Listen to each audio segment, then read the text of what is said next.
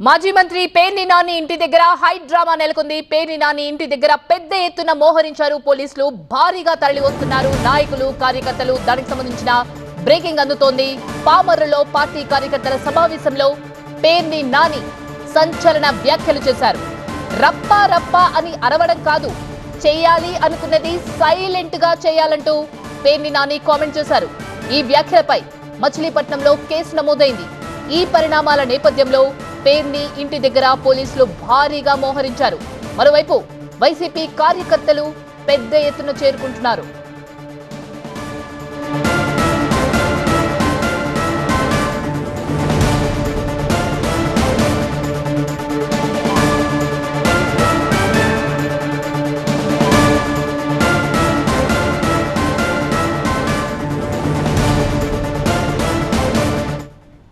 పూర్తి సమాచారాన్ని మా ప్రతినిధి వసంత్ అందిస్తారు.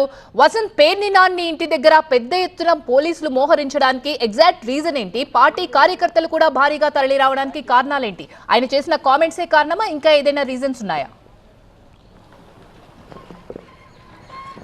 సో నిన్న ఏదైతే గుడివాడకి సంబంధించినటువంటి బాబు షూరిటీ మోసం గ్యారెంటీ అనే కార్యక్రమానికి సంబంధించినటువంటి అంశంలో అక్కడ ఉద్రిక్త పరిస్థితులు చోటు చేసుకోవడం, మరోవైపు కృష్ణా జిల్లాకు సంబంధించిన చైర్పర్సన్గా ఉన్నటువంటి ఉప్పల హారిక పైన దాడి జరిగినటువంటి నేపథ్యంలో వారిని పరామర్శించేందుకు ఇటు పేర్ని నానితో పాటుగా మాజీ హోంమంత్రి తానేటి వనిత కూడా అక్కడికి వస్తారనేటువంటి సమాచారం ఉన్నటువంటి నేపథ్యంలో పేర్ని నాని కనుక అక్కడికి వెళ్తే ఉద్రిక్తతలు చోటు చేస్తున్నటువంటి అవకాశం ఉంది. మరోవైపు తెలుగుదేశం పార్టీ శ్రేణులతో పాటుగా జనసేన పార్టీ శ్రేణులు సైతం పేర్ని నాని పామరు మీటింగ్లు చేసినటువంటి ఏవైతే ఈ వ్యాఖ్యలపైన తెలుగుదేశం పార్టీ జనసేన పార్టీ నేతలు తీవ్ర ఆగ్రహంతో ఉన్నారు.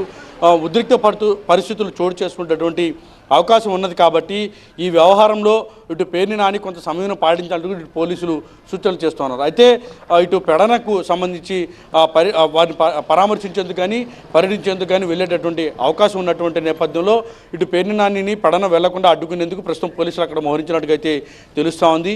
మరోవైపు పేర్ని నాని చేసినటువంటి వ్యాఖ్యలపైన పోలీసులు ఇప్పటికే కేసులు నమోదు చేస్తూ ఉన్నారు.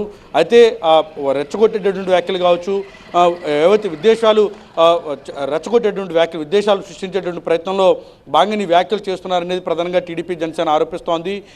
ఇప్పటికే పోలీసులు కూడా వరుసగా ఫిర్యాదు చేస్తూ ఉన్నారు.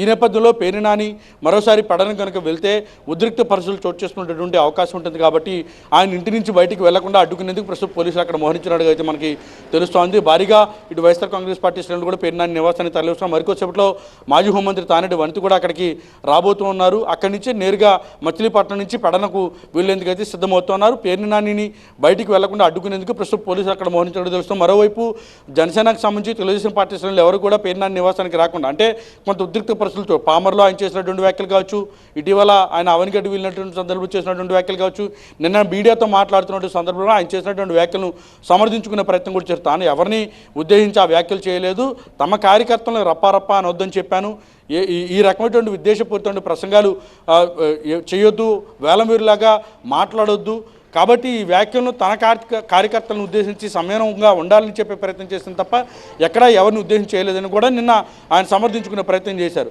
సో ఈ నేపథ్యంలో ఇటు గుడివాడలో జరిగినటువంటి ఉద్రిక్త పరిస్థితులు, పెడనకు సంబంధించినటువంటి ఆ పార్టీ నేత అలాగే కృష్ణా జిల్లా చైర్పర్సన్గా ఉన్నటువంటి ఉప్పల హారిక దంపతులకు సంబంధించి కారుపైన జరిగినటువంటి దాడి నేపథ్యంలో పరామర్శించేందుకు వెళ్తారన్న సమాచారం కూడా ఉన్నటువంటి నేపథ్యంలో ప్రస్తుతం పార్టీ శ్రేణులు కూడా ఇప్పుడు పేర్ని నివాసానికి చేరుకుంటాం. మరో పోలీసులు కూడా అక్కడ చేరినటువంటి పరిస్థితి ఉంది. మొత్తంగా చూస్తే కృష్ణా జిల్లాకు సంబంధించినటువంటి మొత్తం మచిలీపట్నం కేంద్రంగా ఉద్రిక్త పరిస్థితులు అయితే చోటు చేసుకున్నాయి.